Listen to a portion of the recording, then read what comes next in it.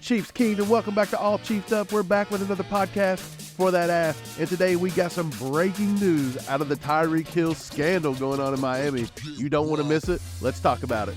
Before we get started, make sure to hit that subscribe button if you have not. 95% of our viewers are not subscribed. We're trying to get past 20K subscribers before the season ends, so make sure to do that. Smash that like button to let other Chiefs fans see this content. Mike, let's talk about Tyreek Hill. What the hell is this guy doing? Dude, this guy's crazy.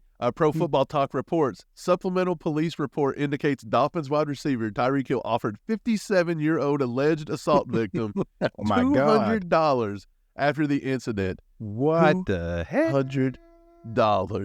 No, first Tyreek of all, Hill. What? just that one sentence. First of all, what are you doing smacking a 57-year-old freaking man, Tyreek Hill? You're pathetic, first of all. Hey, what's next? He's going to smack a woman? Right. Oh, wait. A senior citizen? I don't know what this guy's doing. What's he going to beat up next? A baby? And then Oh, wait. How in God's name are you going to brag about going to Miami and making all that money and then offer the poor old man that you decided to smack because you're an idiot $200 freaking dollars? $200? Hey, what? I got live footage from the boat dock, Steve. Are you ready to check it out? I'm about to play it. Here we go. Please don't report me, man. We can figure this out, right? We can figure this out, right? Why the f wouldn't I report you? I'll be honest with you for a second. Okay. You better get us a shitload of cash or a shitload of alcohol or you're going to f***ing prison. $7? Are you f***ing serious? This isn't enough for anything. What are you, a 6-year-old? What are you, a 6-year-old? He offered him $200. What the heck is going on? This guy got the Tyreek biggest Hill. wide receiver contract ever, and he offers him $200 to not snitch. Tyreek Hill is one of the biggest clowns in the world right now. Like, what an idiot. He's done nothing since making the poor decision to leave Kansas City, but make his situation worse and worse and worse. He looks like a complete fool out there, Mike. It's a joke. It's a joke. I don't even want to give him any more airtime. I don't even know why we did it today. It's just too funny not to talk about. Let's get into some Chiefs news, Steve. Chris Jones blew up Twitter yesterday when he tweeted, "I'll win Defensive Player of the Year this year."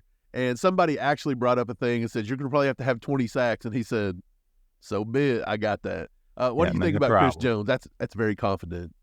Chris Jones is known for being this kind of confident, right? Like, he's always saying things like this, but I think he tries to back it up. And, I mean, you saw that last year. The thing with Chris Jones is, like, I like that he's not really dwelling on the whole contract stuff. He's kind of just going on and getting to the football. So you see what kind of mentality he has in his head. So that's good for Chiefs Kingdom because I feel like he don't think the contract is a thing and he's just ready for the season to come up. So I think everybody should be pretty confident that extension is going to get taken care of right around camp starting. And we can just move on from it and maybe free up some money for another move or whatever the heck they want to do with it. But I think Chris Jones is securely a Chief, and I think he's ready to get out there and do even better this year than he did last year because he got snubbed last year for the Defensive Player of the Year. He got one vote. One freaking vote with that year that he had. So I don't think he's too happy with it, and I think he's ready to get out there and wreak havoc on some people, man. Hey, that one vote, that was a slap in the face to Chiefs Kingdom. More disrespect for the defense, more disrespect for Chris Jones. What else is new? But Chris Jones is back. He's with a Fury. A lot of people were asking him about, what's the contract? What's this? He's just ignoring it. Of course, he's been told, let's not talk about it. It's being handled behind closed doors. Just the other day, he said he was in front of Arrowhead Stadium. He said he's here. He's ready to go. I think it's getting done. Everybody's got to chill out. And but I like the confidence. I love the confidence, matter of fact. And with that, let's move it along.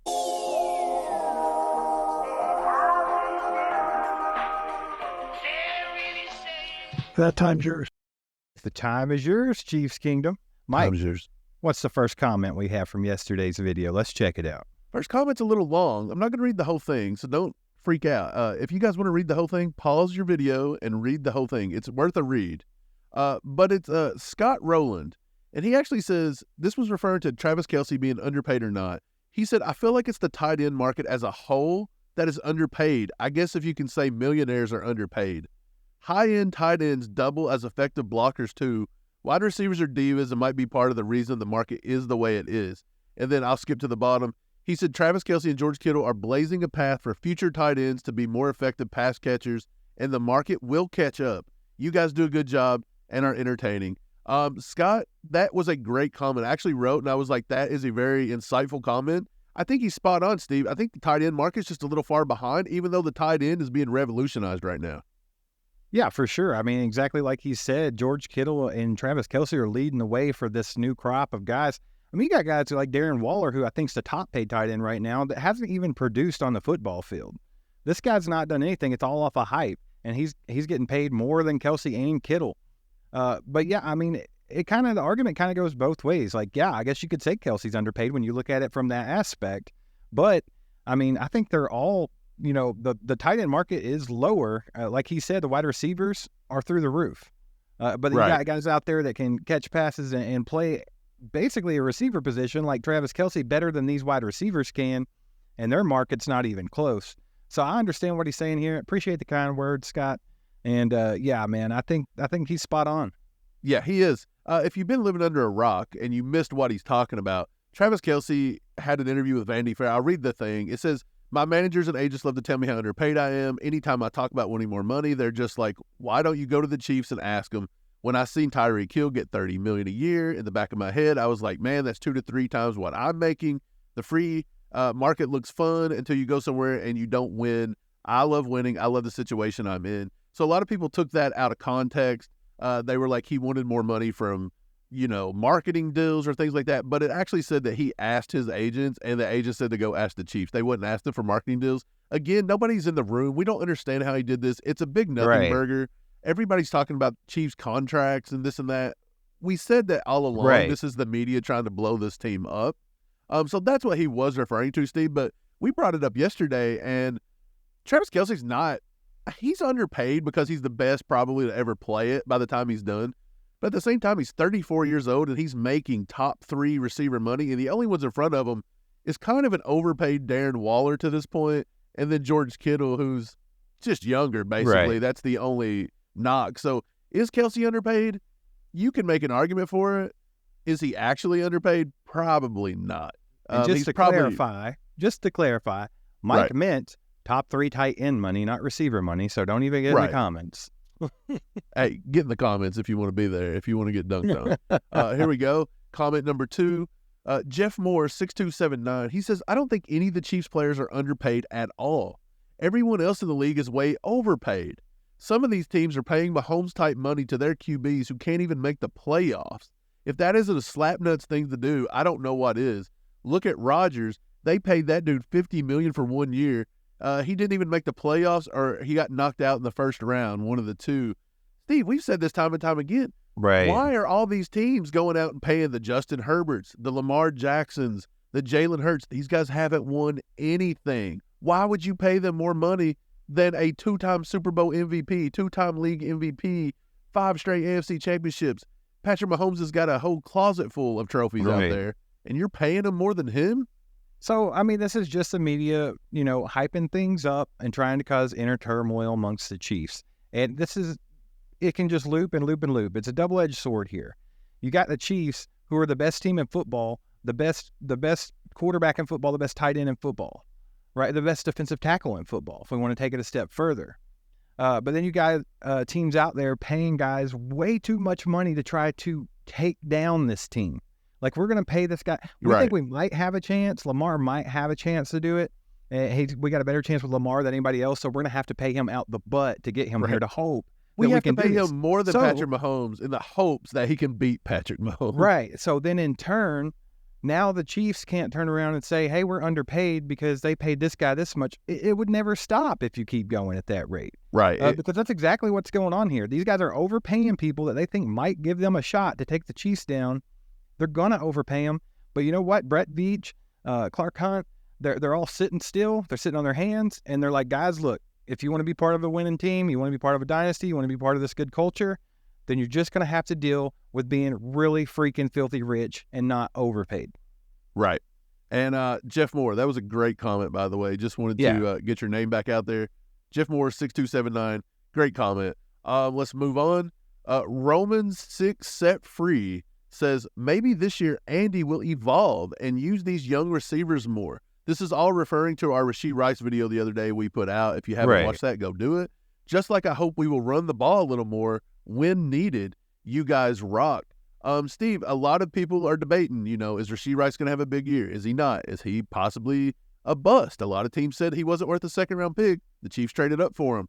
We don't think he's a bust, but we said it's very hard in the Andy Reid offense to be established as a rookie wide receiver. A lot of people disagree. There's a lot of people on this in our comment section, actually, that'll say, no, he's over. Some guy said he's going to have over 500 yards within 3 games. That's getting some crazy. Some guys said but 10 touchdowns and 800 and some yards. I mean, people's getting kind of out there with this, and I understand the hype. I mean, he is a good receiver, and I think people are excited because he's a different type of receiver than what we've been seeing. And I also think that's why people were so excited about Justin Ross, because they're not your typical Andy Reid, little tiny receivers. They're bigger. They play jump ball. This is what people wanted, and that's why there's such a big fandom of D-Hop getting in here, right? Because they crave a big number 1 wide receiver. And the thing about it is, man, I don't think it changes anything for Rashee Rice this year. It's going to be just like Sky Moore last year. I don't care what his skill set is and if he would be better in the red zone because he's a bigger jump ball kind of player and stuff. Yeah, he might be utilized that way, but he's not going to be overutilized. It is Andy Reid's offense. This is what he does with rookie wide receivers. It's a complex offense. It takes him a long time to learn. And not to mention, we've talked about this over and over again, Mike. We have a super deep wide receiver room right now as is if there's no additions. We do. So do you think that somebody makes the team like a Richie James that has all this experience that's coming off his best year as a pro, and he was the most reliable pass catcher in the NFL last year? I guarantee you he'd probably get more work than Rashee Rice. Right. It's hard for me to fathom Andy Reid and that coaching staff putting so much on Rashee Rice's shoulders when it's not really necessary. Not needed. To be honest. It's not needed. It's not even needed. So I think they're going to ease him in. Can Rashee Rice come out and dominate? Can he blow it up? Can he be the best receiver in the draft? Yeah. I believe so. Right. But we may not see that right off the bat, and it is what it is. He would have to, I'm sorry, but he would have to literally go out there with his first couple of opportunities and go off the chain. Like he would have to go absolutely, completely nuts for them to start giving him all this playing time that people think he's going to get. Yeah, I agree with that one. It goes into this comment. This one's from Tom Hood. Tom says, I told people that Andy Reid doesn't like to use rookie wide receivers. And most Chief fans attacked me for saying that, but it's true. It takes a while for these young guys to learn the playbook, and Andy's reluctant to give them a lot of snaps. Tom, you're right. Tom is a guy who's been in our comments a lot. He knows football. He knows the Chiefs. Right. He's right here, Steve. A lot of people that maybe just have high hopes for Rashee Rice, maybe they're not paying attention.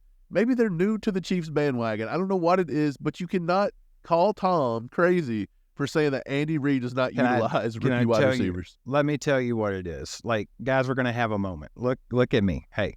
Just look here. Look at me. Okay, Chiefs Kingdom, we have a bit of an issue. If things don't go, like, if reality doesn't align with what's in your head and your hopes and dreams, that doesn't give you the right to start attacking people. When Orlando Brown said the other day that it's going to be easier to block for Joe Burrow than Patrick Mahomes because Patrick Mahomes takes a bigger drop, that's 100% correct. That's 100% true.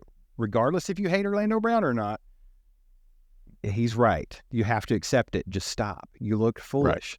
Right. Dov Kleeman saying exactly what Travis Kelce said. He just said it differently than Travis Kelce, but it's the exact words. Hey, like, Chiefs everyone attacked Dov Kleeman. Quit attacking everybody because you don't like what they're telling you. It's true. If you don't like the truth, deal with it. But we've got to stop. Yeah. You're looking petty. I understand it all. I will say this for Chiefs Kingdom, though. I think it comes from years and years and years of being not good. Right. And then now that we are good, everybody attacks, everybody discredits, and I think everybody's just a little sensitive. We got to get some thicker skin we got to tone it down just a little bit, guys. I mean, and just let it happen. Maybe Orlando Brown Jr. feels he can block more efficiently for Joe Burrow, and maybe he will. It's not a knock on Patrick Mahomes. It's not. Right. And Tom, though, you are correct. You're 100% correct. And whether people attack you or not, that's fine because you know, and we know that that's true. Steve, Andy Reid does not utilize rookie wide receivers. All chiefed up.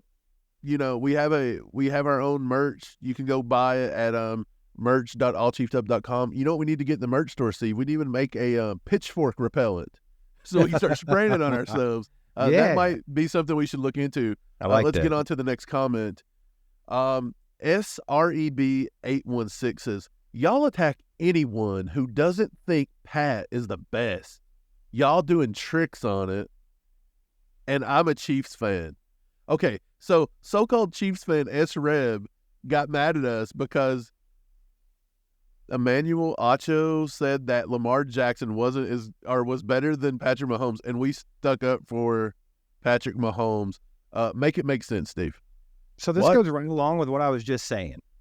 If you don't like the truth, go cry about it somewhere. Don't get mad at everybody else. We just want people to accept the truth. Patrick Mahomes is the best quarterback in the entire NFL, and it's not even close. It's by a wide margin.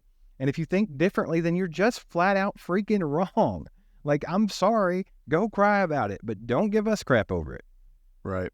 And with that, I lobbed it up, and Steve, you dunked on him. Boom shakalaka! Boom shakalaka! Oh, that was good. It felt good to get our first boom shakalaka in the day. There may be another one coming. Jesse Lipset. Jesse Lipset. Lipset? I don't know. I don't even respect him enough to finish. Chiefs fans are as arrogant as what the general populace thought New England fans were. Humble yourselves.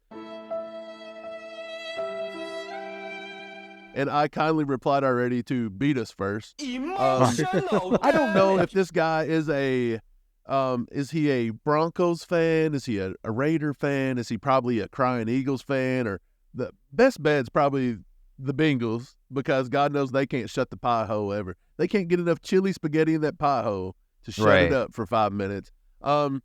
Steve, what do you think of Jesse Lips over here? You know, he's got lips for Joe Burrow. That's what he's got, I think.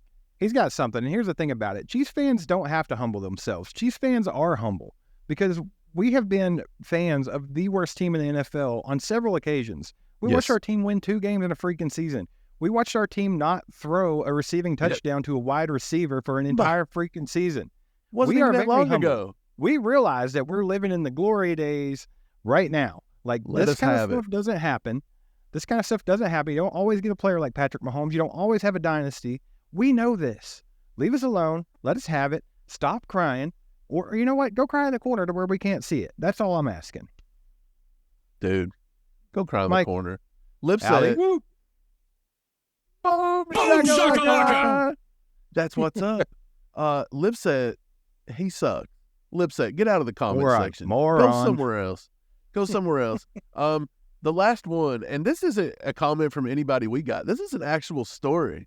But I think somebody needs a boom shakalaka. Here it comes. Here it comes. The Bengals legend, Chiefs Super Bowl champion Carlos Dunlap opened up a restaurant in Cincinnati, and he puts the ring in the mayor's face, the big mouth jabroni mayor. Steve, he dunked on the mayor right in his hometown, right in his face. What does the mayor get from Carlos Dunlap right now? Carlos Dunlap. Me and Mike serving this one up for you, baby. Hey, he got a restaurant in Kentucky, so it's probably in Covington or Newport, which is basically Cincinnati. We've talked about this before. Cincinnati, I think we're gonna go. By all means, is Kentucky. They just call it Ohio because the river goes in between the rest of Kentucky and that. But yeah, maybe we should go check out Carlos Dunlap's restaurant, man. I'm down, especially after he dunked all over the stupid mayor over there in Cincinnati.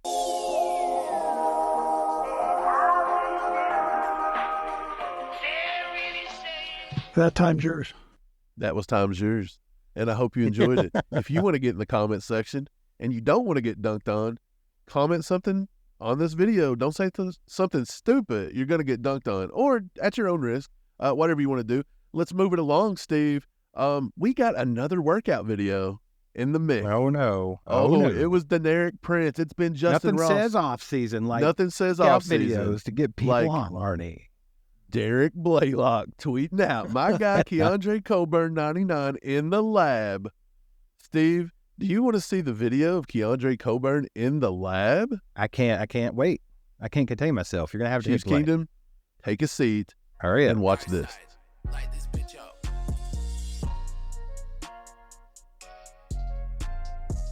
Look at that dipping and ripping, baby. Oh. Hey, Chris Jones, you ain't getting Defensive Player of the Year. Keondre Colburn is because he put out a workout video. Oh, he's fast. Think about He's that. fast. Steve, Keondre Colburn, 6'2", 332. He had Pure. 95 total tackles at Texas, 15 for a loss, 6.5 sacks, 3 forced fumbles. He's a 10-yard split of a 1.82, and he showed it right there, Steve. Second team all-conference in 2022 for the Big 12. In all seriousness, I am excited for Keondre Colburn. I think he was one of the better draft picks. I think it was a nice, sneaky pick there. Me and Mike were actually in the middle of a lot of live streaming during the draft, and we took a break to go grab some food. We went to a delicious Mexican restaurant. I was having some delicious tacos, and then I realized, hey, we just drafted Keondre Colburn, and we were pumped about it because we and you talked about this. He was like our second option at DT, right? Like we were like, if you can't get, Kalijah Cansey early or Mozzie Smith, like this is your guy. And like we were talking about that as a whole, and we got him late. And I mean, it was awesome. It's a good pick, and I think that he will be very productive. And I think that Derek Nottie should be a little scared for his job. Hot take. Truth bomb. Hey, we liked Colburn. There was one other guy we were targeting, maybe in the second round. That was Javon Dexter out of Florida. You really liked him. He reminded us a lot of Chris Jones, but when the Bears come up and got him, it was done. So Colburn, I think Colburn actually for the value, probably a better pick than Javon Dexter. Let's move on. Yeah. We got some wide receiver news. We got some D-Hop news. Yesterday, Ian Rappaport reported that the Patriots and Devontae Parker reached a new 3-year contract worth up to $33 million. And a lot of people said, are they out on D-Hop, Steve? Is D-Hop gone? Did they know that he's just sitting around waiting for Chris Jones to restructure so he can put on the red and gold? He wants to put the arrowhead on the helmet. That's true. But check this. NBC Sports says, Pats are not ruling out D-Hop. Devontae Parker's extension does not affect Hopkins' pursuit, says NBC Sports, and Bleacher Report reported it. Steve, do they think that you can just keep... Bullshit. Yeah. Do they think that they can just surround Mac Jones with wide receivers? He's magically just going to be able to play football all of a sudden? They're not in on D-Hop. D-Hop's not in on them. I think they've figured it out. Like, this guy was just using this for some free meals and to stall time. He don't want nothing to do with us, so we better go make sure that we get to keep Devontae here. That's all that happened. They know they're out. They're just saying this because they're trying to save face. Right. Everyone knows what's going on right now. There's a very, very, very small chance that DeAndre Hopkins signs with anybody that doesn't wear red and gold. Because at this point, I think all fingers point to he's waiting for Chris Jones to get his freaking extension done. Boy, it sure seems like it, Steve. And the longer he takes, and the closer. Look, this is D-Hop. This is Chris Jones.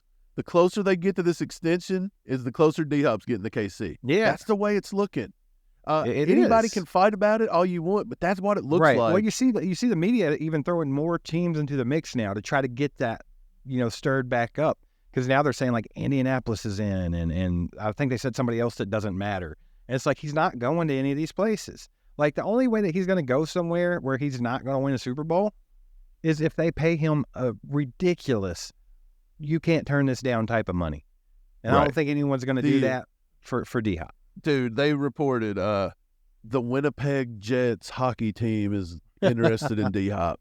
They're up there with their wildfires choking out the entire United States. D-Hop has going on. D-Hop got a college offer from UC Berkeley because he has 1 year of eligibility left. Shut up. Just let him come to KC if he wants to come here. We will gladly put him in the red and gold, and we will gladly fit our thumbs for another ring. Right. Hey, just as we're recording this too, I don't know how old this is, but Pat's literally just signed linebacker Juwan Bentley for a 2-year extension up to $18.75 million. They are not in on D-Hop. They got a lot of money, but come on. I don't see it. Chiefs Wire, Steven, they have put out a poll today, and I thought it was interesting. I'm not going to show you the results. Okay. until you get it. All right. Chiefs Kingdom. They asked Chiefs Kingdom, which Chiefs position group improved the most in 2023 NFL offseason? Would it be the DBs, the linebackers, the defensive line, the offensive line, the running backs, or special teams? I think that was the 6. That's a very, very good poll. And this one's arguable. Like, no matter what you say, you can argue a different, it doesn't matter. If I had to personally pick, this is a tough one. You don't really want to go wide receiver because you did get Rashee Rice in the draft, but you already had your, Kadarius Toney, MVS, Scott You picked Moore. up Richie James. Don't forget about Rich. I understand. I was getting ready to go there, but I don't think that's enough to constitute the biggest. Chiefs Kingdom's picking this, by the way. I'll tell you what, man. It seems minimal because it was just one signing. But I think maybe the biggest upgrade to our team was in the linebacker core with Drew Tranquil. Because we turned a decent linebacker core into a top 5 in the league linebacker core. And that's going to solidify up the middle of our field. Nick Bolton can play more downhill. Leo Chanel can play more downhill. Willie Gay's not the only guy that can get side on the sideline. Willie Gay's not the only one that's good in coverage. I think that makes a big difference in the middle of our defense, and I would argue that that's the most improvement that we've made. I'm curious to know what our viewers watch. I tend to think that the ACU crew is a smart bunch. They're a clever bunch of lovely people that know a lot. It's very a clever crew, if you will. I'm curious. I want you guys to get in the comments. Let us know what you think has been our most improved. Because something tells me these poll results are slanted to some really weird people on Twitter. Steve, the linebackers were not. Offensive line, number 1 by a long shot. Well, there is an argument there. I will give you that. I think the main reason that people click that is because they hate Orlando Brown Jr. so much. Can we get over Orlando Brown hate already? Like, look, you know how the Bengals constantly, like their fans and the team saying that they live in our heads rent-free, and it's like a stupid joke. It makes no sense. It's not good. Well, they're going to have a point if you don't leave Orlando Brown Jr. alone. Like, just let it go. Let it go. Yeah, you didn't like the guy, and he wasn't that great last season, but he helped the Chiefs win a Super Bowl, and I will thank him for that and say, go have fun with the stupid Bengals saying "Who Dey" over and over again. See you later, buddy. But why do we dwell? Why do we dwell on it and let it distort reality of like this? Because I'm with you. I think the offensive line improved minimal. I think the biggest improvement on offensive line was the fact that we had one of the top 3 right tackles in the league as opposed to Andrew Wiley. Right. Correct. That's it. That's where it went up.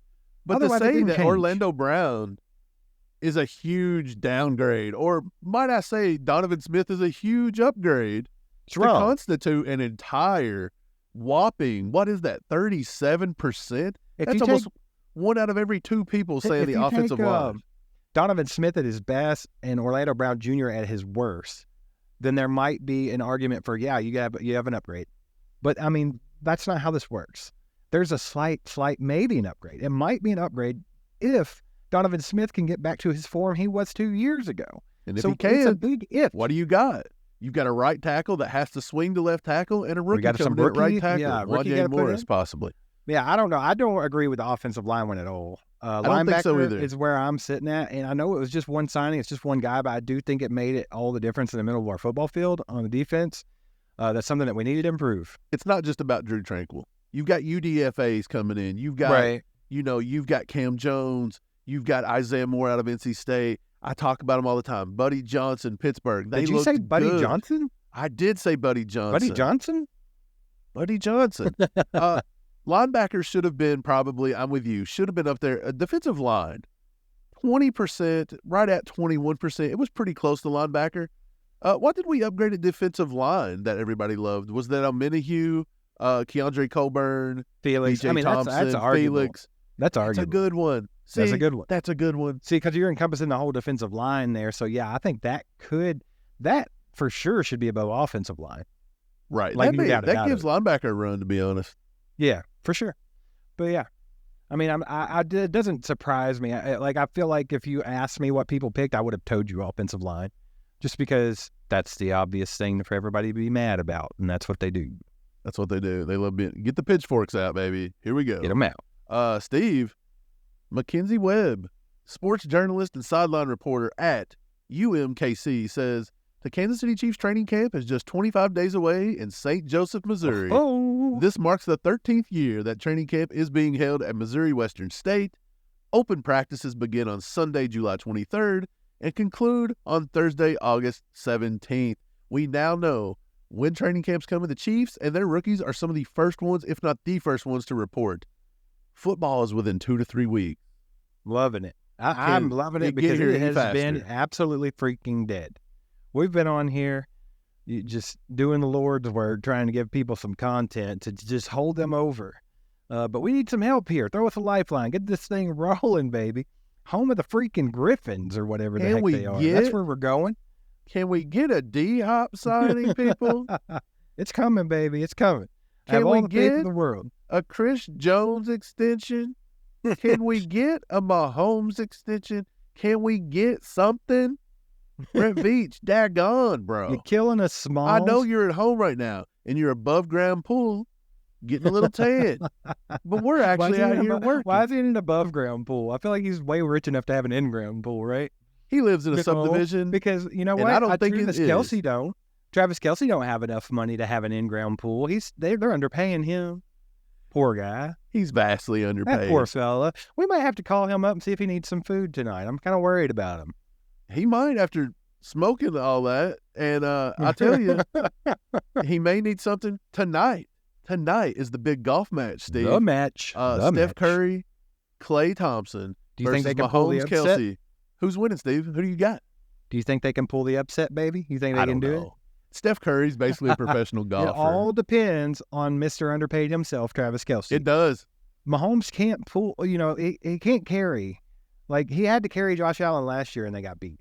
He can't carry you two, Travis. Be better than the loser over in Buffalo and do your part, buddy. Even if it's just making the putts. Like, we understand golf's hard. It's not easy. And you can't always hit the ball straight. You can't Right. always hit the ball. But you can luck in some putts, bro. Maybe. So let's do that. Let's do that. Help out Patty. Just Get a little. the flat stick working. Get the flat stick working, Just baby. do it. You guys can't lose in Vegas. You never lose in Vegas. No. But do you It really ain't gonna think, happen. what do you think? Do you think they can really pull the upset off, or you think Steph's too much? I think Steph's too much. I'll pick against the Chiefs playing golf, not playing football. That's where I stand with it. It's some more serious news today, though. Today marks the 40th anniversary of the passing of running back Joe Delaney, who tragically drowned while attempting to save 3 children. He did save one, and then him and the other 2 drowned.